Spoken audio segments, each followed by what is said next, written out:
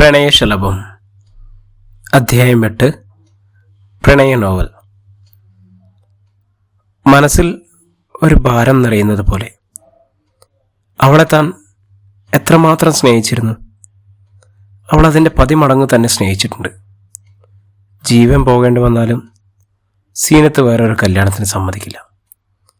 അവസാനമായി അവൾ വിളിച്ചപ്പോൾ വേറെ ഒരു കല്യാണാലോചനകൾ വന്നിട്ടുണ്ട്, എല്ലാവരും നിർബന്ധിക്കുന്ന റംഷി പിടിച്ചു നിൽക്കാൻ കഴിയുന്നില്ല എന്ന് പറഞ്ഞ് ഒരു പൊട്ടിക്കരച്ചിലായിരുന്നു.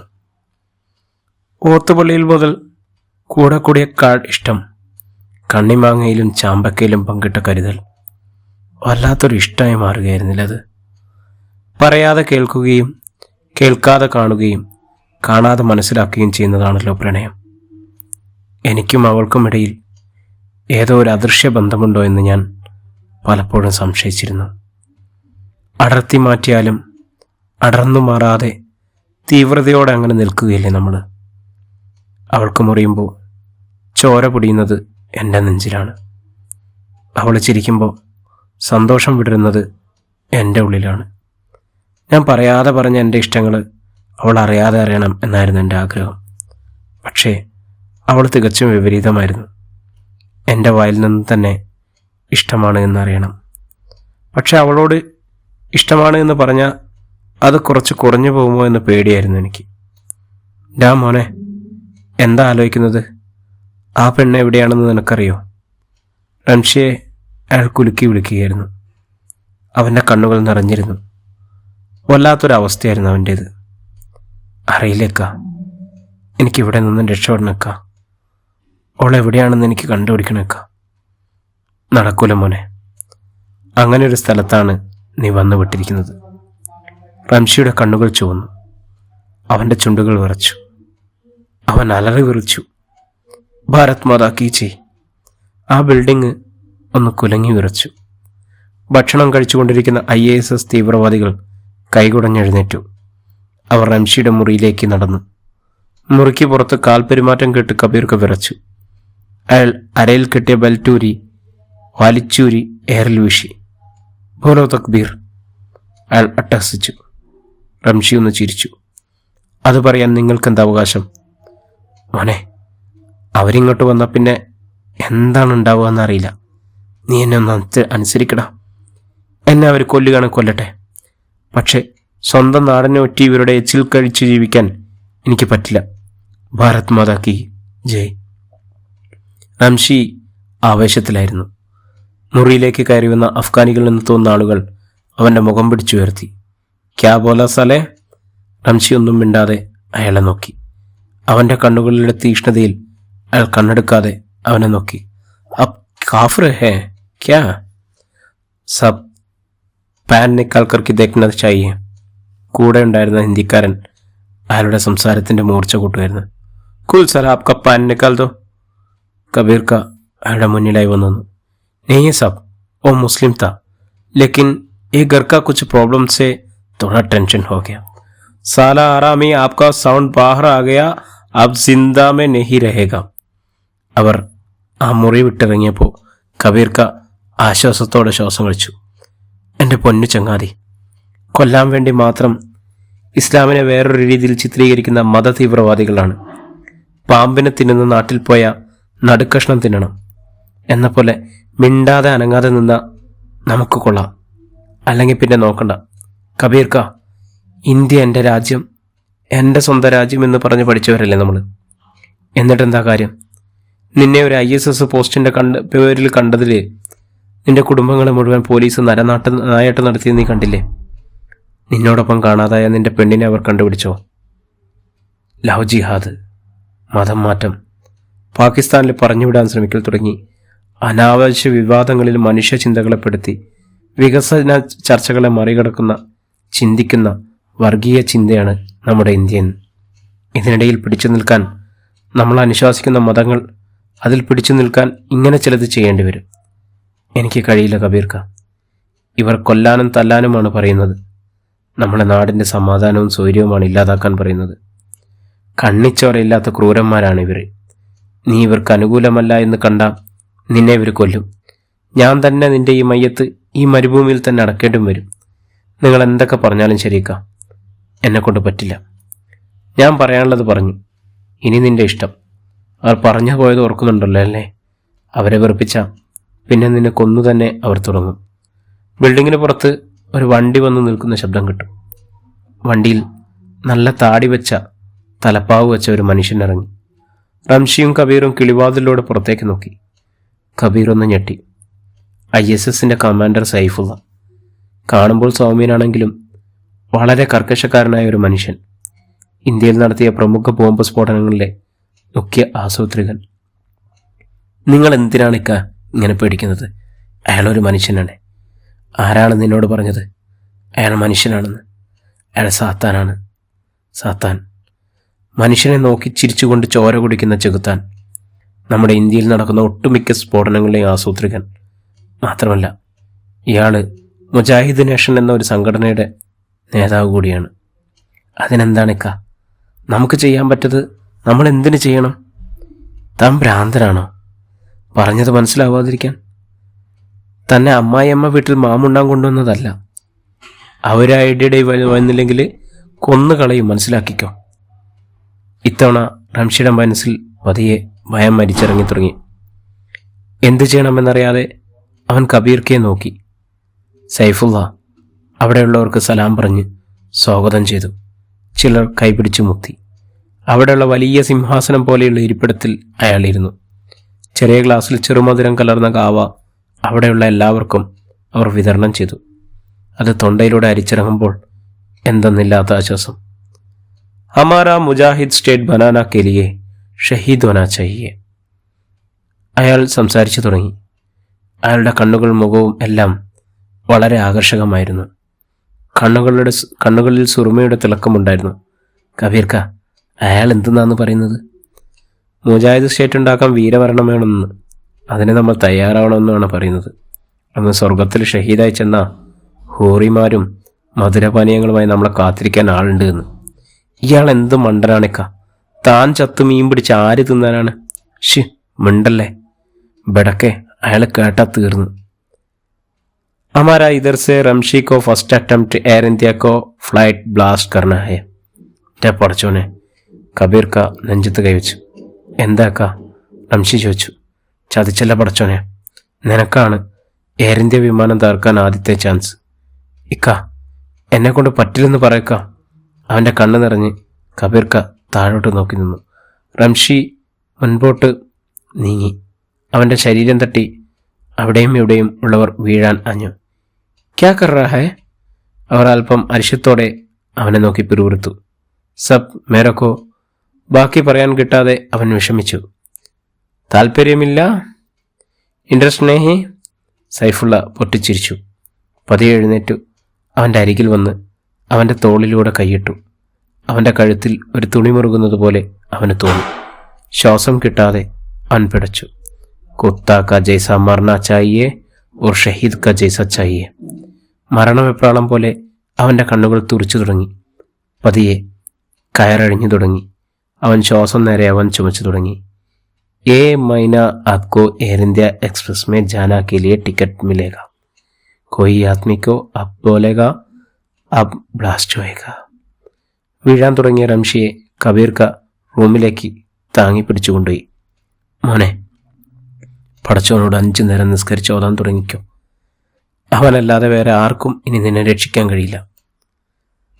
അവൻ പതിയെ ഒതുകൊടുത്ത് നിസ്കാരപ്പായിലേക്ക് നടന്നു. അധ്യായം 14. മാലിന്യക്കൂമ്പാരത്തിൽ നിന്നും എത്ര ദിവസം ഭക്ഷണം കഴിക്കുമെന്ന് അവൾക്ക് അറിയില്ലായിരുന്നു.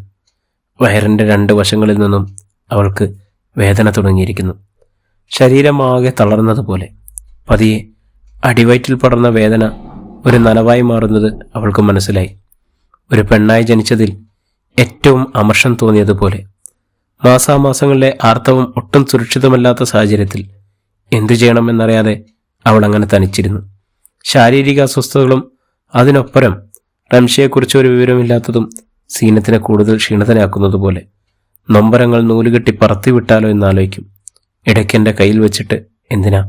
ചിലപ്പോൾ അതൊക്കെ ഏതെങ്കിലും സ്നേഹക്കാടുകളിൽ പോയി കൂടുകെട്ടി പാർത്താലോ? ശരീരം നുറുങ്ങുന്ന വേദന വയറമർത്തിപ്പിടിച്ച് അവൾ മുട്ടിൽ തലവെച്ച് അങ്ങനെ കൂനിക്കൂടിയിരുന്നു. ജീവിതം ഒരു ക്യാരംകളിയായിരുന്നെങ്കിൽ എന്ന് ആഗ്രഹിക്കും. കുഴിയിൽ വീഴുന്തോറും വിജയത്തിലേക്ക് അടുക്കുകയാണല്ലോ. കഠിനമായ വയറുവേദന സീനത്തിനെ വല്ലാതെ അസ്വസ്ഥയാക്കുന്നുണ്ടായിരുന്നു. ശരിക്കും സഹിക്കാൻ പറ്റാത്തതുപോലെ. അടിവയറിലൂടെ ഉരുണ്ടു കയറുന്ന വേദന ശരീരമാസകലം പടർന്ന് അങ്ങനെ ഒഴുകി നടന്നു. പണ്ട് മുതൽക്കേ ഇങ്ങനെയാണ്. ഇടയ്ക്ക് ആരോടെങ്കിലും പറഞ്ഞ നീ മാത്രമേ പെണ്ണായുള്ളോ എന്നൊരു ചോദ്യം ഉണ്ടാവും. പക്ഷേ മിക്ക സ്ത്രീകളും അനുഭവിക്കുന്ന ഈ വേദനയാണ് അവർ ഒരു സ്ത്രീയാണ് എന്ന് എപ്പോഴും ഓർമ്മിപ്പിക്കുന്നത്. സാനിറ്ററി നാപ്കിൻസും കോട്ടൺ തുണിയും ശരീരം ശുദ്ധിയാക്കാൻ വെള്ളവും ഒന്നുമില്ലാതെ എത്ര നാളിങ്ങനെ കഴിയാൻ കഴിയും? ശരിക്കും ഇപ്പോൾ തന്നെ കണ്ടാൽ ആർക്കും മനസ്സിലാവുകയില്ല. തൻ്റെ കൈകാലുകളിലേക്ക് നോക്കുമ്പോൾ എന്തെന്നില്ലാത്ത അറപ്പ് എവിടേക്കോ ഉടലെടുക്കുന്നു. ഒന്നർത്ത ഈ കഷ്ടപ്പാട് നല്ലതാണ്. തിരകൾ എത്ര ഞൊറിയെടുത്താലാണ് കടലാവുന്നത്. വിശപ്പ് തീരെയില്ല. പക്ഷേ വലതിയയുടെ വണ്ടി ഭക്ഷണങ്ങൾ കൊണ്ടുപോകും മുമ്പ് അവിടെ എത്തുക തന്നെ ചെയ്യണം. ശക്തമായ അടിവയർ വേദന കൊണ്ട് എഴുന്നേറ്റ് നടക്കാൻ അവൾക്ക് കഴിയുമായിരുന്നില്ല. പതിയെ അവൾ എഴുന്നേറ്റ് മാലിന്യ കുമ്പാരത്തിനടുത്തേക്ക് നടന്നു. പതിയെ മാലിന്യക്കുട്ടയിൽ നിന്നും ഭക്ഷണങ്ങൾ എടുത്ത് കഴിക്കാൻ തുടങ്ങി. എണ്ണമയമില്ലാത്ത മുടിയും വളരെ വൃത്തിഹീനമായ വസ്ത്രങ്ങളും. ശരിക്കും ആർക്കും അവളെ കണ്ടാൽ തിരിച്ചറിയില്ല. ഹലോ, നിങ്ങൾ എന്തായി കാണിക്കുന്നേ? പുറകിൽ നിന്നും ഒരു ശബ്ദം കേട്ട് സീനത്ത് ഞെട്ടിത്തെറിച്ചു. അബ് ഹിന്ദി ഹേ? അയാൾ വീണ്ടും ചോദ്യം ആവർത്തിച്ചു. അധ്യായം 14. റംഷി അന്നത്തെ സംഭവത്തോട് തീർത്തും അവശനായിരുന്നു. ഒരിക്കലും രക്ഷപ്പെടാൻ കഴിയാത്തതുപോലെ റംഷിയെ അവർ വലിഞ്ഞു മുറുക്കി തുടങ്ങിയിരിക്കുന്നു. എന്തെങ്കിലും അസ്വാരസ്യങ്ങൾ വന്നാൽ അവർ റംഷിയെ മർദ്ദിച്ചു തുടങ്ങി. മർദ്ദനം പേടിച്ച് കബീർക്ക് പതിയെ ഉൾവലിഞ്ഞു തുടങ്ങി. റംഷിയുടെ കാലിലെ നഖങ്ങൾ അവർ പിഴുതു മാറ്റിയിരിക്കുന്നു. ഇടയ്ക്കിടയ്ക്ക് തിരിച്ചു പറയുന്നത് കൊണ്ടാവാം ശരീരഭാഗങ്ങൾ അത്രയും ബീഡി കൊണ്ട് അവർ കുത്തിപ്പൊള്ളിച്ചിരുന്നു. അവന് വേണ്ടത്ര വെള്ളമോ ഭക്ഷണമോ ഒന്നും അവർ കൊടുത്തിരുന്നില്ല. എനിക്കെൻ്റെ ഉമ്മയെ കാണണം. ശക്തമായ പനി ബാധിച്ച റംഷി വിറച്ചുകൊണ്ട് പിറുപിറുത്തു. മുഖത്തെ മാംസങ്ങൾ ചുക്കിച്ചുളിഞ്ഞ് തികച്ചും അവനെ കണ്ടാലും ഇപ്പോൾ ആർക്കും മനസ്സിലാവില്ല. മോനെ, നിനക്ക് ഇനിയെങ്കിലും അവർ പറയുന്നതൊന്ന് അനുസരിച്ചൂടെ? കബീർക്ക, ദൂരെ പള്ളിയിൽ ബാങ്ക് കൊടുക്കുന്നത് നിങ്ങൾ കേൾക്കുന്നുണ്ടാ? അവിടെ ആ പള്ളിയുടെ മുറ്റത്തൊരു വലിയ മാവുണ്ട്. അതിൽ നിറയെ മാങ്ങയാ. നല്ല പുളിപ്പും മധുരവും നിറഞ്ഞ ജീരകമക. എൻ്റെ സീനത്ത് അവിടെ എന്നെ കാത്തു നിൽക്കുന്നുണ്ട്. നമുക്ക് അങ്ങോട്ട് പോകാം. ഏയ്, ഈ എന്ത് ഭ്രാന്താ വിളിച്ചു പറയുന്ന റംഷി? ഏത് പള്ളി, ഏത് സീനത്ത്? മാവിൻ്റെ മുകളിൽ നിറയെ മാങ്ങയാണ് കബീർക്ക. റംഷി സ്വകാര്യം പറയുന്നത് പോലെ പതിയെ സൗണ്ട് കുറച്ച് ചുറ്റിലും നോക്കി കബീർക്കയുടെ ചെവിയോട് അടുപ്പിച്ചു. അതെ, മരത്തിൽ കയറാൻ പറ്റില്ല, നിറയെ നസ്ര. എനക്ക് കുടിക്കാൻ കുറച്ച് വെള്ളം തരുമോ നിങ്ങൾ? കബീർ പതിയെ അവൻ്റെ അടുത്തു നിന്നും ഉള്ളിലേക്ക് നടന്നു. അകത്തുനിന്നും ഒരു പാത്രത്തിൽ വെള്ളവുമായി അവൻ അരികിലേക്ക് വന്നു. വെള്ളം അവൻ്റെ വായിലേക്ക് വെക്കാൻ തുനിഞ്ഞതും ആ പാത്രം അഫ്ഗാനികളിൽ ഒരാൾ ചവിട്ടിത്തെറിപ്പിച്ചു. സാലേ കുത്തെ ഹറാമിക്കോ പാനി നെഹി ദനായ് കബീർ, ആപ്കാ ദേശവാസിക്കോ പ്യാർ നെഹി ദിക്കാവോ. അയാൾ നടന്നകന്നു പോയപ്പോൾ റംഷി ഒന്ന് ചിരിച്ചു. നമ്മളെ കോട്ടുമുക്കരി തന്നെ. അന്തമില്ലാത്ത പോലെ റംഷിയുടെ പൊട്ടിച്ചിരി കേട്ട് കബീർ ആകെ അന്തം വിട്ടു. കബീർക്ക, സോക്രട്ടീസിൻ്റെ കുതിര എന്ന് നിങ്ങൾ കേട്ടിട്ടുണ്ടോ?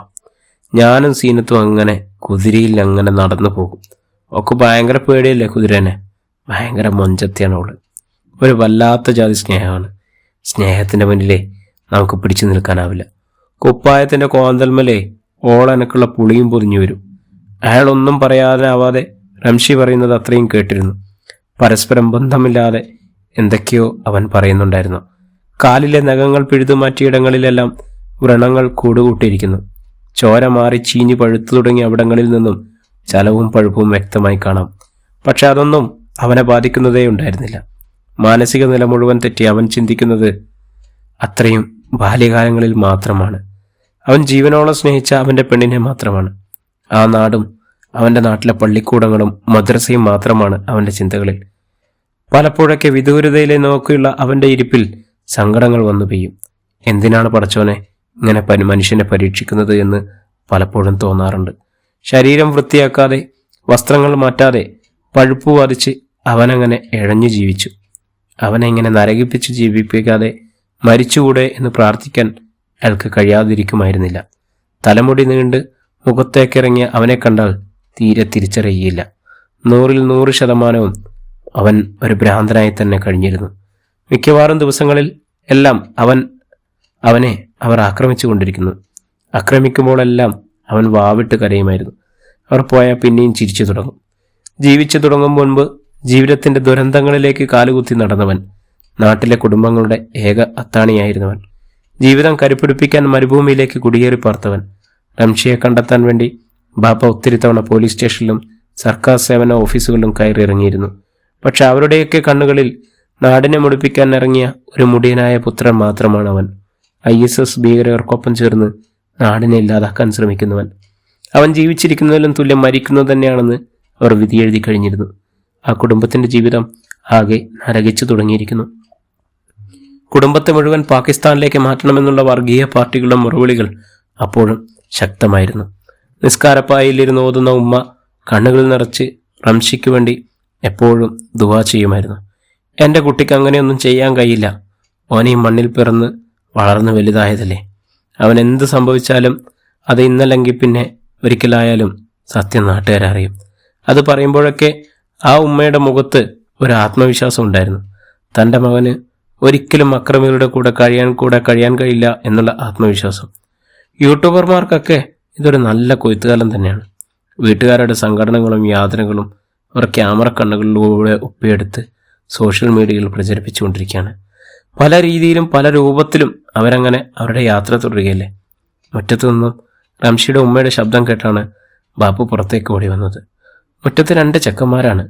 ഉമ്മ അവരോട് വല്ലാതെ ചൂടായി സംസാരിക്കുന്നുണ്ട്. എൻ്റെ മോൻ്റെ ചോര കുടിച്ചിനിയും മതിയായിട്ടില്ലേ? എൻ്റെ കുട്ടി തീവ്രവാദിയല്ല, ഓനങ്ങനെ ചെയ്യാൻ പറ്റൂല. ഉമ്മ, ഞങ്ങൾ ഓനെക്കുറിച്ച് മോശമായിട്ട് പറയാൻ വേണ്ടി വന്നതല്ല. റംഷിനെ കണ്ടുപിടിക്കാനുള്ള എന്തെങ്കിലും വഴിയുണ്ടോ എന്ന് അറിയാൻ വേണ്ടി വന്നാ. അവന് വേണ്ടിയിട്ടൊരു ബ്ലോഗ് ചെയ്യാൻ വേണ്ടി വന്നതാ. എല്ലാവരും ഇവിടെ വരുമ്പോൾ അത് തന്നെയാ പറയല്. പക്ഷെ കാര്യത്തിനോട് അടുക്കുമ്പോൾ നമ്മൾ തീവ്രവാദിയും പാകിസ്ഥാനിലോട്ട് പോകേണ്ടവരും ആവും. ഇന്ത്യ എൻ്റെ രാജ്യം എന്ന് പറഞ്ഞു പഠിപ്പിച്ച നമ്മളെങ്ങനെയാ പാകിസ്ഥാനിലേക്ക് പോവുക? നിങ്ങൾ തന്നെ ഒന്ന് പറയും. നീ ഇപ്പോൾ ഇതൊക്കെ എന്തിനാ ഇവരോട് പറയണേ? ഉള്ളിലോട്ട് പോയിക്കോ. എന്താ മക്കളെ നിങ്ങൾക്ക് അറിയേണ്ടത്? ഉമ്മയെ അകത്തേക്ക് പറഞ്ഞേച്ച് ബാപ്പ അവരോട് സംസാരിച്ചു തുടങ്ങി. നിങ്ങളൊന്നും വിചാരിക്കണ്ട കേട്ടോ. റംഷിയെ കാണാതായതിൻ്റെ ടെൻഷൻ ഉണ്ട് ഓക്ക്. പിന്നെ ഓരോരുത്തർ വന്ന് അവരവരുടെ കാര്യങ്ങൾ നടത്തി പോകുന്നവരാണ്. ഞങ്ങളുടെ ജീവിത അവസ്ഥയും ഒന്ന് വേറെ ആർക്കും അറിയണ്ടല്ലോ. ഞങ്ങൾ വന്നത് നിങ്ങളെ ഉപദ്രവിക്കാൻ വേണ്ടിയല്ല. റംഷിയുടെ ഫോട്ടോ ഓൺലൈൻ മാധ്യമങ്ങളിൽ അങ്ങനെ പ്രചരിക്കുന്നു. ഇതിൻ്റെ സത്യാവസ്ഥ ഒന്നറിയണം. ഞങ്ങൾ 2 പേരും അവൻ്റെ കൂടെ പഠിച്ച ആളുകളാണ്. ബാപ്പയുടെ കണ്ണുകൾ നിറഞ്ഞു. സംസാരിക്കാനാവാതെ അയാളുടെ ചുണ്ടുകൾ വിതുമ്പി. ഇങ്ങനെ ഒരു സംഭവത്തിന് ശേഷം എൻ്റെ കുട്ടിയുടെ ആളുകളാണ് എന്ന് പറഞ്ഞു വരുന്ന ആദ്യത്തെ ആളുകളാണ് നിങ്ങൾ. മോനെ അത്രയ്ക്കും വെറുത്തുപോയ പോലെ ആളുകളുടെ പെരുമാറ്റം. റേഷൻ കടയിൽ പോയാൽ പോലും സാധനങ്ങൾ എല്ലാവർക്കും കൊടുത്തതിന് ശേഷം കിട്ടും. സാരല്ല ബാപ്പ, പടച്ചോൻ്റെ ഭാഗത്തു നിന്ന് എല്ലാവർക്കും ഓരോ പരീക്ഷണങ്ങളുണ്ടാവും. റംഷി എന്ത് പറഞ്ഞിട്ടാണ് ഇവിടെ നിന്ന് പോയത്? എൻ്റെ കുട്ടിക്ക് വലിയ താല്പര്യം ഉണ്ടായിട്ട് പോയതല്ല.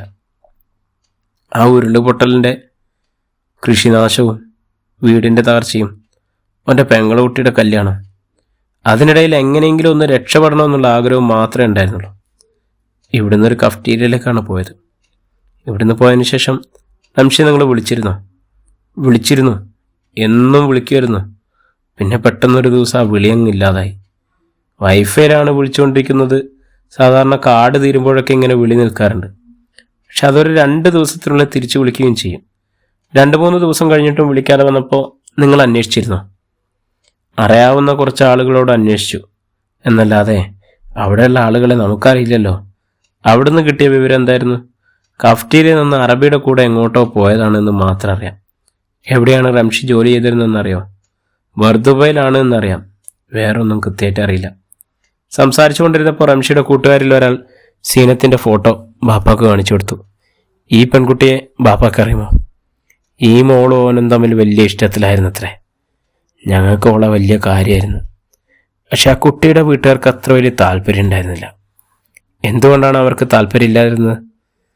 നമ്മുടെ ഇപ്പോഴത്തെ സാമ്പത്തിക നിലയും ഈ അവസ്ഥയും കൊണ്ട് തന്നെ ആയിരിക്കണം. റംഷിയോടൊപ്പം ഈ പെൺകുട്ടിയെ കാണാനില്ല എന്ന് കേൾക്കുന്നുണ്ട്. അതിനെക്കുറിച്ച് എന്തെങ്കിലും അറിയോ? അവരിവിടെ വന്നിരുന്നു. ഈ പറഞ്ഞത് ഞങ്ങളും അറിഞ്ഞിരുന്നു. പക്ഷെ ഇതിനെക്കുറിച്ചൊന്നും പറയാൻ ഞങ്ങൾക്കറിയില്ല. അവരോട് കൂടുതലൊന്നും പറയാൻ റംഷിയുടെ ബാപ്പയ്ക്കുണ്ടായിരുന്നില്ല. അവർക്കതിലേറെ ചോദിക്കാനും. ഉപ്പ, ഞങ്ങൾ റംഷിയുടെ കൂടെ പഠിച്ചു വളർന്നവരാണ്. റംഷി ഇങ്ങനെയൊന്നും ചെയ്യില്ല എന്ന് ഞങ്ങൾക്കറിയാം. ഗൾഫിലുള്ള പ്രവാസി സംഘടനകളിൽ ഞങ്ങൾ അറിയിക്കാം. സമാധാനമായിട്ടിരിക്കൂ. ഉപ്പയും ഉമ്മയും സമാധാനിച്ചു അവിടെ നിന്നിറങ്ങിയെങ്കിലും അവർക്ക് രണ്ടുപേർക്കും സമാധാനം നഷ്ടമായ ദിവസമായിരുന്നു അത്. റംഷി എന്ന സഹപാഠിയുടെ കുടുംബ സാഹചര്യം അവർ നനച്ചതിലും അപ്പുറമായിരുന്നു. ദുബായിലുള്ള സംഘടനകളെ മുഴുവൻ അവർ ബന്ധപ്പെട്ടു തുടങ്ങി. ആർക്കും റംഷിയുടെ കാര്യത്തിൽ വലിയ താല്പര്യം ഉണ്ടായിരുന്നില്ല. എന്തു ചെയ്യണമെന്നറിയാതെ അവർ അങ്ങനെ നിസ്സഹാരായി നിന്നു. അധ്യായം 15. അവളുടെ പേടിയോടെയുള്ള നോട്ടത്തിൽ അയാൾ അവളെ നിന്ന് നോക്കി. ഞാനത് അവളുടെ വിക്കലുകൾ കണ്ടപ്പോൾ അയാൾക്ക് അതിശയമായിരുന്നു. നീ മലയാളിയായിരുന്നോ? അതേ എന്നവൾ തലയാട്ടി. അതോടൊപ്പം ഭയപ്പാടോടെ അവൾ ചുറ്റോട് നോക്കി. എന്താ മോളെ നിനക്ക് പറ്റിയത്? നീ എങ്ങനെ എവിടെ എത്തിയത്? അതിനുത്തരമായി കണ്ണു നിറച്ചതല്ലാതെ അവളൊന്നും പറഞ്ഞില്ല. എൻ്റെ പേര് ജോർജ്. നീ എന്നോടൊപ്പം വരൂ. ആ കാണുന്നതാണ് എൻ്റെ വില്ല. അവൾ അല്പം മടിച്ചു നിന്നു. പേടിക്കേണ്ട കുട്ടി, എൻ്റെ ഭാര്യയും മക്കളും ഒക്കെ ഉണ്ട് അവിടെ. തൻ്റെ വസ്ത്രങ്ങളുടെ രക്തക്കറ അയാൾ കാണാതിരിക്കാൻ അവൾ നന്നായി ശ്രമിക്കുന്നുണ്ടായിരുന്നു. അത് മനസ്സിലാക്കിയിട്ടാവണം ജോർജ് മുന്നിൽ നടന്നു. അയാൾക്കൊപ്പം നടക്കുമ്പോഴും അവൾ ഭയപ്പാടോടെ ചുറ്റും നോക്കുകയായിരുന്നു. ഏതെങ്കിലും ഒരു കോണിൽ നിന്നും തന്നെ ആക്രമിക്കാൻ അവർ എത്തുമെന്ന് അവൾ പേടിയോടെ നനച്ചു. വില്ലയുടെ കോളിംഗ് ബെല്ല് അമർത്തിയപ്പോൾ അകത്തുനിന്നും ഒരു സ്ത്രീ പുറത്തേക്ക് വന്നു. ജോർജിന്റെ കൂടെ ഒരു കുട്ടിയെ കണ്ടതുകൊണ്ടാണ് അവർ അവളെ സൂക്ഷിച്ചു നോക്കി. ആരാ ചെയ്തത്? സിനി. അതൊക്കെ പിന്നെ വിശദമായി പറയാം. നീ ആദ്യം ഈ കൊച്ചിന് കുളിക്കാനും വസ്ത്രം മാറാനുള്ള സൗകര്യങ്ങൾ ഒരുക്കി കൊടുക്കുക. ആ വില്ലക്കകത്തേക്ക് കാലെടുത്ത് വയ്ക്കാൻ സീനത്തിന് വല്ലാത്ത ഭയം തോന്നി. വെള്ള വിരിച്ച ടൈൽസിലൂടെ തന്നെ അഴുക്ക് പിടിച്ച ശരീരം, അവളുടെ മുഖത്തെ പേടി കണ്ടിട്ടാവണം സിനിയൊന്ന് ചിരിച്ചു. അതൊന്നും സാരല്ലോടോ, താൻ വായോ. മലയാളി തന്നെയല്ലേ? ഹൃദയം നിറക്കുന്ന സിനിയുടെ സ്വാഗതം സീനത്തിന്റെ മനസ്സിൽ സമാധാനം നിറച്ചു.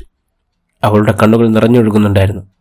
അകത്തെ കുളിമുറിയിൽ അവൾക്ക് മാറാൻ വസ്ത്രങ്ങൾ കൊടുത്ത് സിനി ജോർജേട്ടൻ്റെ അടുത്തേക്ക് എത്തി. അല്ല, ഇതിപ്പോൾ എന്താ പാട്? ആരായത്? ഇതുവരെ വഴി കണ്ട പൂച്ചയും പട്ടയും കൊണ്ടുവരുന്ന പതിവുണ്ടായിരുന്നു. ഇനിയിപ്പോൾ മനുഷ്യരും വന്നു തുടങ്ങുമോ എന്നാണോ? എനിക്ക് പകരം നീയായിരുന്നെങ്കിലും ഇതൊക്കെ തന്നെ ചെയ്യുള്ളൂ സിനി. എൻ്റെ മനുഷ്യ, പട്ടു പിടിപ്പിക്കാതെ ഒന്ന് തെളിച്ചു പറ. ആ ബാലതിയെ കൊട്ടയിൽ നിന്നും ഭക്ഷണം എടുത്ത് കഴിക്കണമെങ്കിൽ ആ മനുഷ്യൻ എത്രത്തോളം വിശന്നിട്ടുണ്ടാവും? തനിക്കറിയാവുന്ന പോലെ എനിക്കറിയില്ല. സ്ത്രീകളുടെ ആർത്തവത്തിനെക്കുറിച്ച്, അതിൻ്റെ ബുദ്ധിമുട്ടുകളെക്കുറിച്ചും ആ കുട്ടി അങ്ങനെ ഒരു സാഹചര്യത്തിലാണ്. അതിനുവേണ്ട ഭക്ഷണവും വെള്ളവും ഒക്കെ കൊടുക്കണം. എന്നിട്ട് എങ്ങനെയാണ് ഇവിടെ എത്തിയത് എന്ന് ചോദിച്ചറിയണം. ഇച്ചായ, ഇതുവല്ല പൊല്ലാപ്പ് പോവുമോ? ഒരു മനുഷ്യനെ സഹായിച്ചാൽ അത് പൊല്ലാപ്പാവുമെങ്കിൽ ആവട്ടെ. അതിച്ചായ, ഇത് നമ്മുടെ നാടല്ല. നമ്മുടെ പത്തനംതിട്ട കവലയിലിറങ്ങിയിട്ട് 4 ആളോട് സംസാരിക്കുന്ന പോലെയല്ല. ദുബായ് ഒന്ന് പറഞ്ഞ് രണ്ടാമത്തേന് തൂക്കിക്കൊല്ലുന്ന നാടാ. ഇച്ചായന് വല്ലതും പറ്റിയ ഞാനും കുഞ്ഞുങ്ങളും വഴിയാധാരാവും. ജോർജിച്ചായൻ ഷോക്കേസിലെ മാതാവിന് മുന്നിൽ നിന്ന് പോയി നിന്ന് മുട്ടുകാലിൽ നിന്ന് കൈകൂപ്പി. എത്രയും ദയവുള്ള മാതാവേ, അങ്ങേ സങ്കേതത്തിൽ ഓടി വന്ന് അങ്ങേ സഹായം തേടി അങ്ങേ മധ്യസ്ഥം അപേക്ഷിച്ചവരിൽ ഒരുവനെയെങ്കിലും അങ്ങ് ഉപേക്ഷിച്ചതായി ലോകത്ത് കേട്ടിട്ടില്ല എന്നോർക്കണമേ. കന്യാവ്രതക്കാരുടെ രാജ്ഞി, ദയയുള്ളവരുടെ മാതാവേ, ഈ വിശ്വാസത്തിൽ ശരണപ്പെട്ട് അങ്ങേ തൃപ്പാദത്തിൽ ഞാൻ അണയുന്നു. നെടുവീർപ്പോടെ കണ്ണുനീരോടുകൂടിയും പാപിയായ ഞാൻ അങ്ങയുടെ ദയാധികത്തിൽ പ്രതീക്ഷിച്ചുകൊണ്ട് അങ്ങേ സന്നിധിയിൽ നിൽക്കുന്നു. അവതരിച്ച വചനത്തിൽ മാതാവേ, എൻ്റെ അപേക്ഷ ഉപേക്ഷിക്കാതെ ദയാപൂർവം കേട്ടരുളണമേ. സിനി ജോർജിച്ചായനെ പിടിച്ചെഴുന്നേൽപ്പിച്ചു. എന്താ ചായത്? ഇത്ര ചെറിയ കാര്യങ്ങൾക്ക് വേണ്ടി ഞാൻ വെറുതെ എൻ്റെ മനസ്സിൽ തോന്നിയത് പറഞ്ഞു എന്നേ ഉള്ളൂ. ബാത്റൂമിനകത്ത് തുറന്നു വെച്ച പൈപ്പിൽ വെള്ളം ഒഴുകിക്കൊണ്ടിരുന്നു. ഒന്ന് അലറിക്കരയണമെന്നുണ്ടായിരുന്നു സീനത്തിന്. വെള്ളം തലയിലേക്ക് ഇറ്റു വീഴുമ്പോൾ അവൾ വല്ലാതെ ഭയപ്പെട്ടു. അറിയാതെ തേങ്ങിപ്പോകുമ്പോഴൊക്കെ അത് പുറത്തേക്ക് കേൾക്കാതിരിക്കാൻ അവൾ പരമാവധി ശ്രദ്ധിച്ചു. എൻ്റെ പ്രിയപ്പെട്ട റംഷി, നീ ഇപ്പോഴും എവിടെയാണ്? എത്ര നേരം അങ്ങനെ നിന്നുവെന്ന് അവൾക്കറിയില്ല. കുളിച്ച് പുറത്തേക്കിറങ്ങിയപ്പോൾ തലയിൽ നിന്നും ഒരു വലിയ ഭാരം ഒഴിവായതുപോലെ തോന്നി അവൾക്ക്. അപ്പോഴേക്കും തീൻമേശയിൽ ഭക്ഷണം തയ്യാറായി കഴിഞ്ഞിരുന്നു. സിനിയുടെ മാക്സിയിൽ അവൾ അല്പം പരുങ്ങി നിന്നു. ചളിയും രക്തവും നിറഞ്ഞ അവളുടെ വസ്ത്രങ്ങൾ വൃത്തിയാക്കിയെടുക്കാൻ അവൾ നന്നെ പാടുപെട്ടിരുന്നു. തീൻമേശയിൽ തയ്യാറാക്കി വെച്ചിരുന്ന ഭക്ഷണങ്ങളിൽ നിന്നും ആവി ഉയരുന്നുണ്ട്. വായിരിക്കി, ഭക്ഷണം കഴിക്കാം. ജോർജിച്ചായനും സിനിയും അവളെ വിളിച്ചു. അവൾ അല്പം മടിയോടെയാണെങ്കിലും അവർക്കൊപ്പം ഇരുന്നു. അവളുടെ പാത്രത്തിലേക്ക് ഭക്ഷണം വിളമ്പി സിനി അവളുടെ കണ്ണുകളിലേക്ക് നോക്കി. വീട്ടിലേക്ക് കയറി വന്ന ആളെയല്ല അവൾ. ഇപ്പോൾ അതീവ സുന്ദരിയായ ഒരു പെൺകുട്ടി. ഞങ്ങൾ പരിചയപ്പെടുത്തിയില്ലല്ലോ. സിനിയാണ് സംസാരിച്ചു തുടങ്ങിയത്. ഞാൻ സിനി, ഇച്ചായൻ്റെ വൈഫാണ്. ഇത് ജോർജ് ഇച്ചായൻ. ഞങ്ങളെ കൂടാതെ ഇവിടെ 2 പേര് കൂടിയുണ്ട്, ആമിയും ആദവും. 2 പേര് സ്കൂളിൽ പോയതാ. ഞങ്ങളുടെ പരിചയപ്പെടുത്തുകൾ കഴിഞ്ഞു, ഇനി നിന്നെ പരിചയപ്പെടുത്തൂ എന്ന രീതിയിൽ സിനി അവളെ ഒന്ന് നോക്കി. കണ്ണുകൾ നിറച്ച ഭക്ഷണത്തെ നോക്കിയിരിക്കുന്ന അവൾ ഒന്നും തുറന്നു പറഞ്ഞു തുടങ്ങിയില്ല. മോളെ, നീ ആരാണ്? എങ്ങനെയാണ് ഇവിടെ എത്തിയത്? അവൾ സ്വയം പരിചയപ്പെടുത്തില്ല എന്ന് തോന്നിയതുകൊണ്ട് ജോർജ് ചായൻ അങ്ങോട്ട് ചോദിച്ചു. ഞാൻ എന്നെ പരിചയപ്പെടുത്തുന്നതിന് മുമ്പ് നിങ്ങൾ എനിക്കൊരു ഉറപ്പ് തരണം. അവൾ എന്താണ് പറയുന്നതെന്നറിയാതെ ജോർജും ഭാര്യ സിനിയും പരസ്പരം നോക്കിയിരുന്നു. എന്താ മോളെ? എന്നെക്കൊണ്ട് കഴിയുന്നതാണെങ്കിൽ ഞങ്ങൾ ചെയ്യാം. ജോർജ് ചായൻ ആത്മധൈര്യം അവളുടെ കണ്ണുകളിൽ പ്രകാശം തെളിയിച്ചു തുടങ്ങിയിരിക്കുന്നു. ഞാൻ സീനത്ത്. എൻ്റെ ഒരു ആൺ സുഹൃത്തിനെ അന്വേഷിച്ചു വന്നതാണ്. വയനാട്ടിലാണ് വീട്. മോളുടെ കല്യാണം കഴിഞ്ഞതാണോ? ഇല്ല, കല്യാണം കഴിഞ്ഞിട്ടില്ല. പക്ഷേ എനിക്ക് അവനെ ഇഷ്ടമായിരുന്നു, റംഷിയ. പക്ഷെ അവനെ കൂടാതെ വേറെ ആളുകളുമായിട്ട് വിവാഹത്തിനുള്ള ഒരുക്കമായിരുന്നു വീട്ടുകാർ. വേണ്ടാന്ന് കുറേ പറഞ്ഞു, പക്ഷെ കേട്ടില്ല. ഒടുവിൽ ഞാനിങ്ങോട്ട് പോന്നു. എന്നിട്ട് അവനെ നിങ്ങൾ കണ്ടില്ലേ? ജോർജ് ചായൻ ആകാംക്ഷ നിറഞ്ഞ കണ്ണുകളോടെ അവളോട് ചോദിച്ചു. ഇല്ല, അവൻ മിസ്സിംഗ് ആണ്. അവനെയും കാത്ത് അവനെ പ്രതീക്ഷിച്ചാണ് ഞാൻ ഇങ്ങോട്ട് വന്നത്. നാട്ടിലും അവൻ്റെ വീട്ടിലും ആർക്കും അവനെക്കുറിച്ച് ഒരു വിവരമില്ല. അവൻ ജോലി ചെയ്ത കടയിലൊക്കെ ഞാൻ പോയി നോക്കിയിരുന്നു, പക്ഷെ അവിടെയൊന്നും അവനുണ്ടായിരുന്നില്ല. അതോടുകൂടി ഞാൻ ഒറ്റപ്പെട്ട പോലെയായി. എനിക്ക് വിസ നൽകി ഇവിടെ എത്തിച്ചവർ എന്നെ ആക്രമിക്കാൻ ശ്രമിച്ചു. അവരിൽ നിന്നും രക്ഷപ്പെടാൻ എത്തിയത് ഞാൻ ആ കെട്ടിടത്തിലാണ്. എന്നിട്ട് സിനിയുടെ കണ്ണുകൾ നിറഞ്ഞിരുന്നു. സീനത്തിനൊപ്പം ചേർന്നിരുന്ന അവളുടെ പുറത്ത് തലോടി. എത്ര ദിവസമായെന്നോ എത്ര രാത്രികളായെന്നോ എനിക്കറിയില്ല. ഭക്ഷണം മുഴുവൻ ആ വേസ്റ്റായിരുന്നു. തെരുവിലെ നായകളോടും പൂച്ചകളോടും മത്സരിച്ച് ഞാൻ ആ ഭക്ഷണം കഴിച്ചു. സാരമില്ല മോളെ, നമുക്കവനെ കണ്ടുപിടിക്കാം. നമുക്ക് നിൻ്റെ വീട്ടുകാരെ വിളിച്ച് സംസാരിക്കാം. സാർ, എനിക്കെൻ്റെ റംഷിയെ കിട്ടിയാൽ മതി. അവൻ എന്താ സംഭവിച്ചതെന്നറിയണം. എൻ്റെ വീട്ടുകാർ എൻ്റെ ഇപ്പോഴത്തെ അവസ്ഥ അറിഞ്ഞാൽ അവരും വല്ലാതെ വേദനിക്കും. ദയവേത് അവരെ അറിയിക്കരുത്. എനിക്ക് സാറിൻ്റെ സഹായം വേണം. റംഷിയെ എങ്ങനെയെങ്കിലും കണ്ടുപിടിക്കണം. ബാക്കി പറയാനാവാതെ അവൾ പൊട്ടിക്കരയുകയായിരുന്നു. അവളുടെ സങ്കടങ്ങൾ അത്രയും അവളുടെ നിയന്ത്രണങ്ങൾക്കും അപ്പുറമായിരുന്നു. അവളെ ചേർത്തിരുത്തി അവളുടെ പുറങ്ങളിൽ തലോടുമ്പോൾ സിനിയുടെ കണ്ണുകൾ നിറഞ്ഞു തുളുമ്പി. അവ പുറത്തേക്ക് അങ്ങനെ നിശേഷം ഒഴുകുകയായിരുന്നു.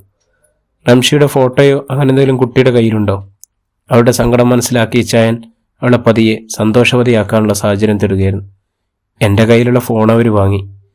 അപ്പോൾ അയാളെ കിട്ടാൻ, അല്ലെങ്കിൽ അയാളുടെ ഫോട്ടോ കിട്ടാൻ എന്താണ് വഴി? അവൻ്റെ ഫേസ്ബുക്കിൽ അപ്ലോഡ് ചെയ്ത ഫോട്ടോസ് ഉണ്ടാവും. സീനത്ത് പറഞ്ഞ ഫേസ്ബുക്ക് ഐഡിയിൽ അച്ചായൻ സെർച്ച് ചെയ്തു. പക്ഷേ അയാളുടെ മുഖഭാവങ്ങൾ മാറി മറിയുന്നത് സീനത്ത് ശ്രദ്ധിച്ചു. എന്താണ് സാർ, എന്തുപറ്റി? അവളുടെ ചോദ്യങ്ങൾ അയാൾ ഫേസ്ബുക്ക് അവൾക്ക് നേരെ തിരിച്ചു. രാജ്യം നശിപ്പിക്കാൻ IASകാർക്കൊപ്പം കൂട്ടുനിൽക്കുന്ന ഈ രാജ്യദ്രോഹിയാണോ മോള് പറഞ്ഞ റംഷി? സീനത്ത് ഫേസ്ബുക്കിലെ ആ ചിത്രങ്ങളിലേക്ക് സൂക്ഷിച്ചു നോക്കി. ISISന്റെ പതാക പുതച്ചു നിൽക്കുന്ന റംഷിയുടെ അക്കൗണ്ടിൽ നിന്നും തന്നെ പോസ്റ്റ് ചെയ്തതാണ് ചിത്രം. അതിനിടയിൽ രാജ്യദ്രോഹിക്കായി വന്ന കമൻറ്റുകൾ ഏറെയും. തൻ്റെ കണ്ണുകൾ വിശ്വസിക്കാനാവാതെ അവളങ്ങനെ കുറച്ചുനേരം ഇരുന്നു. ഫേസ്ബുക്ക് പേജുകളിൽ നിറഞ്ഞു നിൽക്കുന്ന റംഷിയുടെ കുടുംബത്തിനെയും ഫോട്ടോ, കൂട്ടത്തിൽ ISISൽ ചേർക്കാനായി നാട്ടിൽ നിന്നും കടത്തിക്കൊണ്ടുപോയ സീനത്ത് എന്ന പെൺകുട്ടിയുടെ ചരിത്രവും അതിലുണ്ടായിരുന്നു. ഇതൊക്കെ കള്ളമാണ്, ആരോ പടച്ചുണ്ടാക്കിയത്. എൻ്റെ റംഷി അങ്ങനെയൊന്നും ചെയ്യില്ല. ഈ വാർത്ത തന്നെ കണ്ടില്ലേ നിങ്ങൾ? ഞാൻ അവനെ കാണാൻ വേണ്ടിയാണ് ഇങ്ങോട്ട് വന്നത്. അവനെന്നെ കടത്തിക്കൊണ്ടുവന്നതല്ല. ഞാൻ ഇങ്ങോട്ട് വന്നതുമായി ബന്ധപ്പെട്ട് അവൻ അറിയുക കൂടിയില്ല. അവനെ ആരൊക്കെ ചേർന്ന് കുടുക്കിയിരിക്കുകയാണ്. മോൾ, ഈ വാർത്ത ഞങ്ങളും കേട്ടിരുന്നു. അവൻ്റെ കുടുംബവും അതിലേറെ വലിയ ദുരിതത്തിലാണ്. ഇങ്ങനെ ഒരു കേസ് നിലവിലുള്ളപ്പോൾ മോള് നമ്മുടെ കൂടെ നിൽക്കുന്നത് അറിയിച്ചില്ല എങ്കിൽ അത് മോളുടെ വീട്ടുകാരോട് ഞങ്ങൾ ചെയ്യുന്ന ഏറ്റവും വലിയ തെറ്റല്ലേ? പ്ലീസ് സാർ, ദയവ് ചെയ്ത്. പ്രിയ കൂട്ടുകാരെ, ഈ നോവൽ ഇവിടെ തുടരുകയാണ്. വളരെ ഇമോഷണലായിട്ടുള്ള സീനുകളിലൂടെയാണ് അടുത്ത അധ്യായങ്ങളിലൊക്കെ കടന്നു പോകുന്നത്. ഒത്തിരി സന്തോഷം, സ്നേഹം. എല്ലാവരും കൂടെ ഉണ്ടാവണം. സബ്സ്ക്രൈബ് ചെയ്യാത്തവരൊക്കെ സബ്സ്ക്രൈബ് ചെയ്തിട്ട് കൂടെ നിൽക്കണം. എല്ലാവർക്കും നന്ദി, നമസ്കാരം.